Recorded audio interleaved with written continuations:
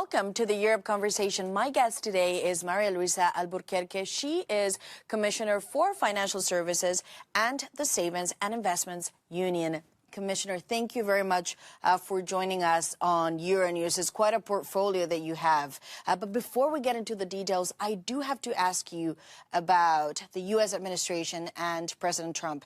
Some very heavy remarks. They argue the European Union at this point is weak. The economy is not doing well. You're regulating too much. And that could lead to civilizational erasure in Europe. How do you respond? Well, you probably know that we have made competitiveness the core of our mandate. This is the main focus, competitiveness of Europe since we began, so already over a year ago. We are aware of the competitiveness challenges that Europe faces, but we are also very much aware of the potential that Europe has. The single market is probably the most revolutionary thing created in Europe, but it still needs to be completed.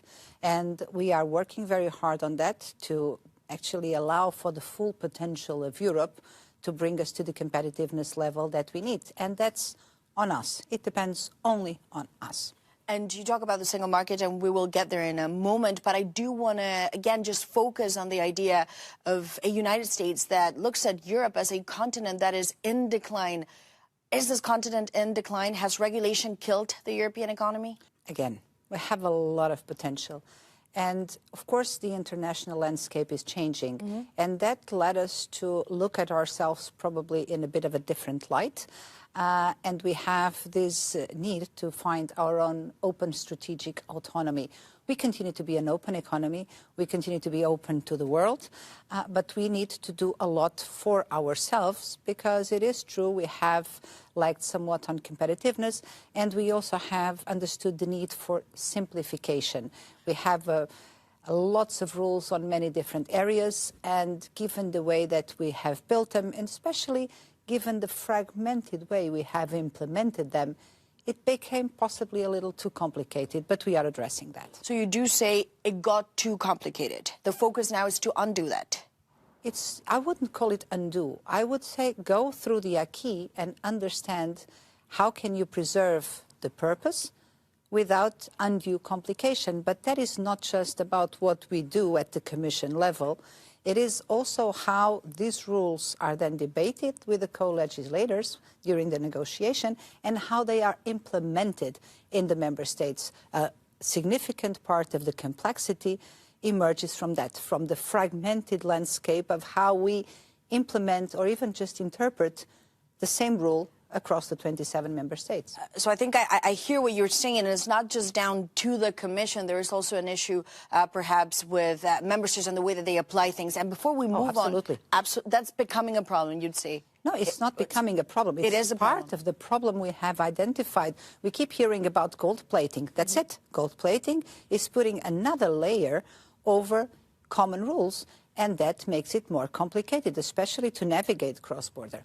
And for our viewers, of course, and Euronews, gold plating, of course, is a rather technical term, but what it means is you have the European legislation and then you'd have the national legislation. You have additional rules that are applied in the national context. So something comes agreed at the European level and you make it more burdensome and complicated at national level. Yes, a part of the problem also lies there. So this has to be a joint effort. We all have to have the same objective and work at the European and national level to eliminate unnecessary burdens. For an investor, for capital that wants to move into Europe and put money to work, when they hear this, they go, wow, this is crazy. I don't even know where to start. What's the pitch that you make?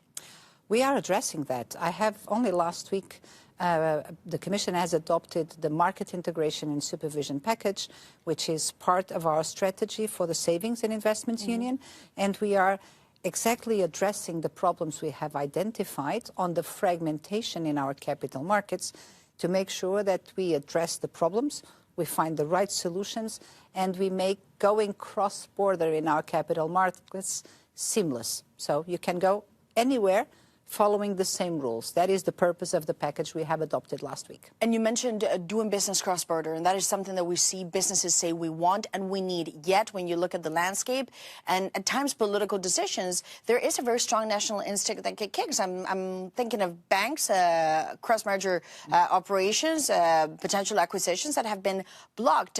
Is this a single market that is simply not working?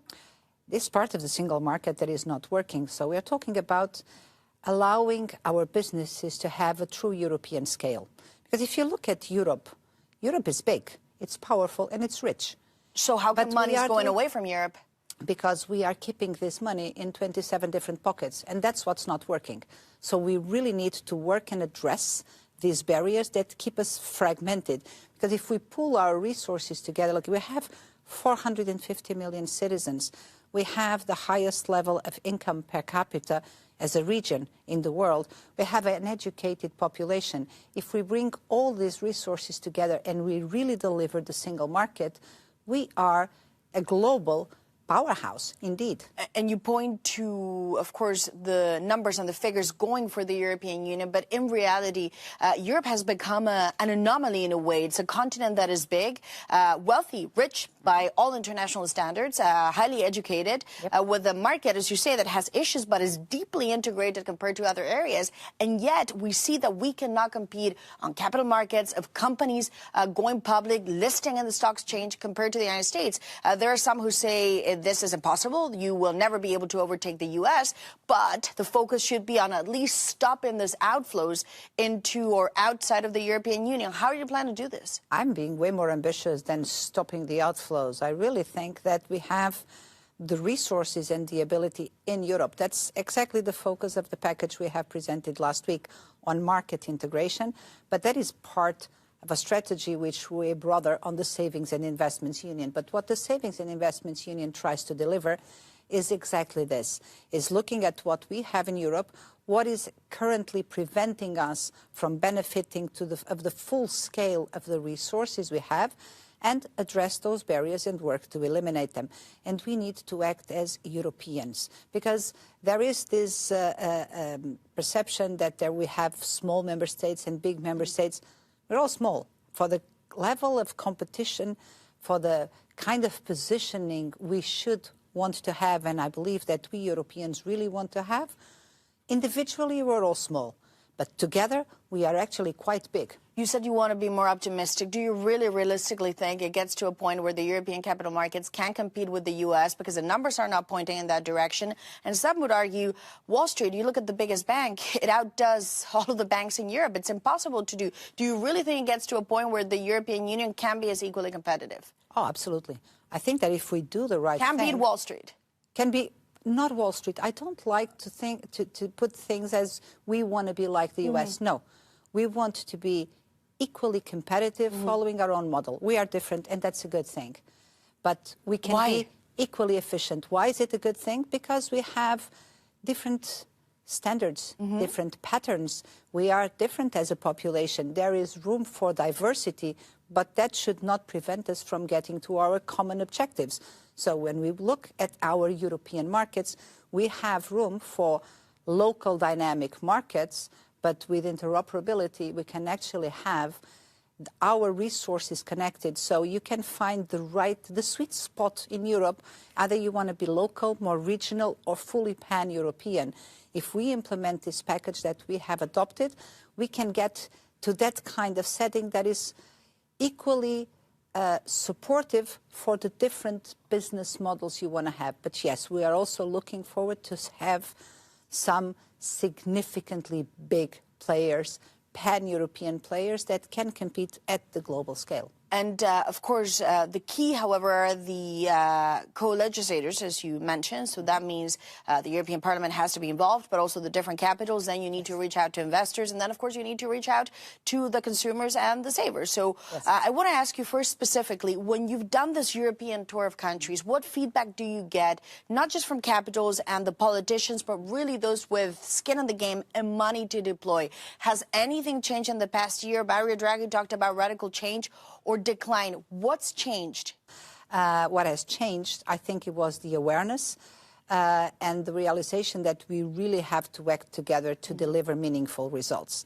In terms of outcomes, we have put forward lots of proposals, but proposals by the Commission and in themselves deliver nothing. We need the co-legislators, the European Parliament and the different governments to also share our sense of urgency, agree on what we propose and implement on the ground. And when we are working on that. We have already managed to agree on some relevant decisions, but we still have a lot of work ahead of us. But we do need to keep that sense of urgency and move fast. I keep asking that from the co-legislators.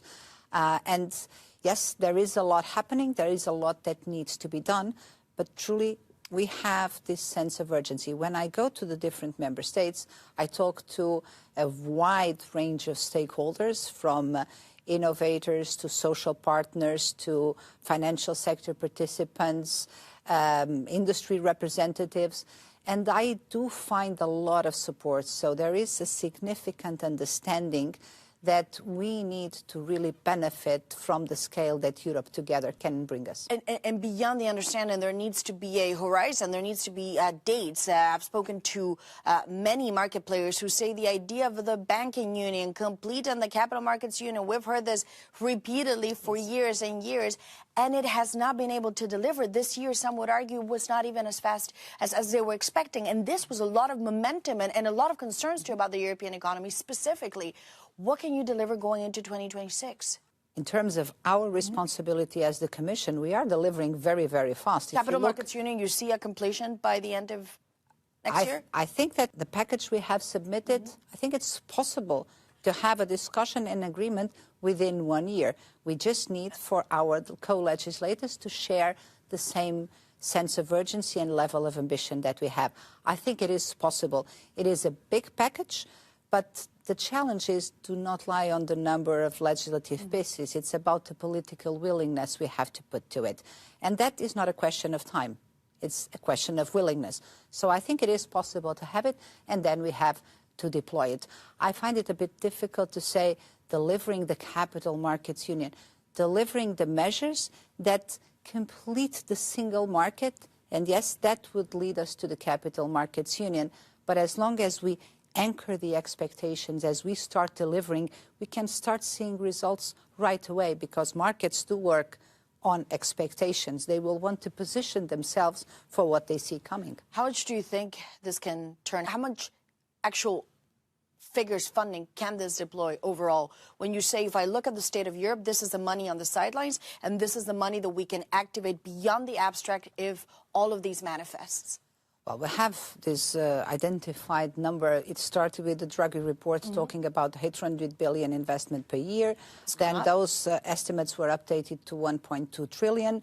We know that we have, just from the retail side, we have about 11 trillion euros in bank deposits. I'm not saying that it should all come out, but a part of that could be mobilized. We also see that there are 300 billion leaving for the US every year. A part of that, if there were good investment opportunities, would stay here. And beyond that, there is actually a lot of money out there in the world looking for a home. If we anchor the expectations, if we start delivering on this ambitious project, a lot of that money will definitely consider coming to Europe. We need to have the dynamism that the market is still a bit expecting to see. The United States talks in terms of trillions. Is that a figure that you say it's also feasible for us? Of course we have. I mean, if we have 1.2 trillion investment needs per year, that is the kind of size we should be talking about. So you also want to talk in trillions?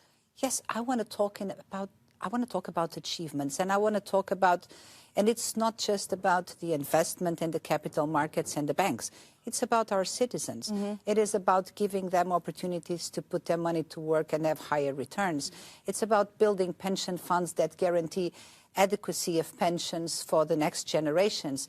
It is about building an integrated ecosystem where every citizen in Europe and every company in Europe has the same opportunities no matter where you are located. And Commissioner, I'm happy you mentioned the real aspect of a lot of this, which has to do with the people, citizens. They have to be active players. Otherwise, you're building a capital markets union for in silos. Everything we do is for the people, even if we don't say it every time. This is for the European citizens. Every single decision is about improving the lives of the Europeans. Otherwise, it would be pointless. And still, some would say that doesn't really translate, and financial literacy in Europe compared to other jurisdictions is just very low. A 25-year-old, again, I don't want to go back to the United States, but a 25-year-old knows how to invest, has a conception of money, is interested in making more money. That is something that simply doesn't seem to resonate as much in Europe. How can you change that? And do you think there is a problem with the European culture that simply doesn't like taking risks?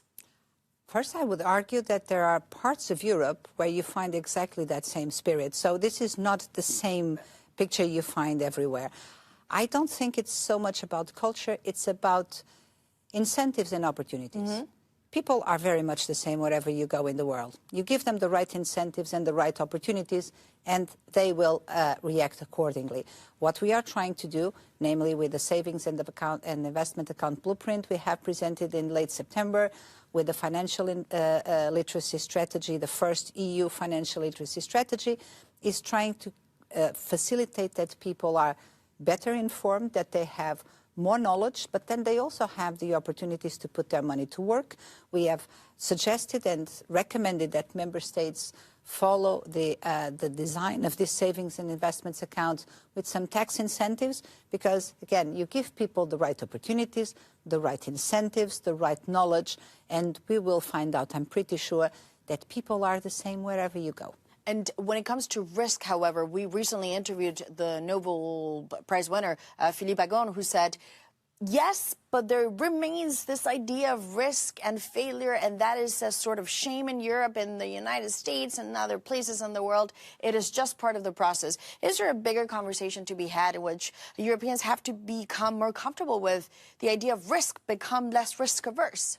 That comes with knowledge as well. Mm-hmm. So I think we all know intuitively, or just this common sense knowledge, that if you want reward, you have to take some risks.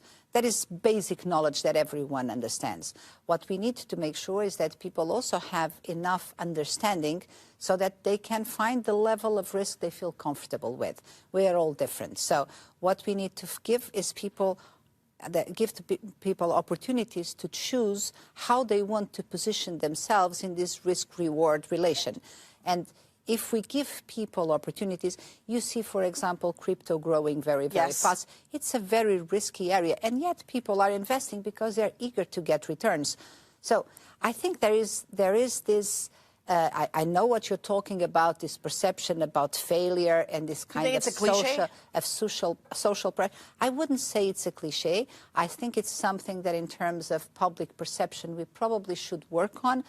But again, if we give people the opportunities, the knowledge, the incentives, they will follow this because they are eager to get return. And approaching risk appropriately is what is giving them that return. And yes, we need to develop, maybe I wouldn't call it culture, I'd call it the habit, making this something that people normally do, investing. And you find this in parts of Europe. In the Nordics, for example, you find a very different setting. So Europe is not all the same. It's different. That is also part of our richness. And lastly, you have been described as a commissioner that is very compatible with Mario Draghi. I've seen you described as the Draghiani commissioner. Is that something that you say, yes, I recognize myself in his words, or would you say, yes, I'm part of this Draghi School of Economics? How would you define it?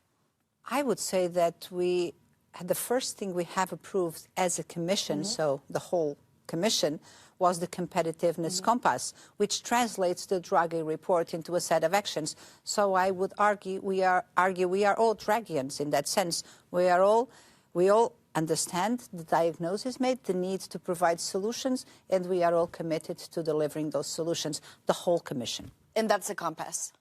The competitiveness compass is actually translating into action. And what Draghi were the is recommendations? The compass of that compass, would you say? He's Draghi the voice was the inspiration of that compass, and the fact that he was the one presenting the report was actually very, very good because he's very recognized as someone credible, knowledgeable. So it is a significant help that he says it.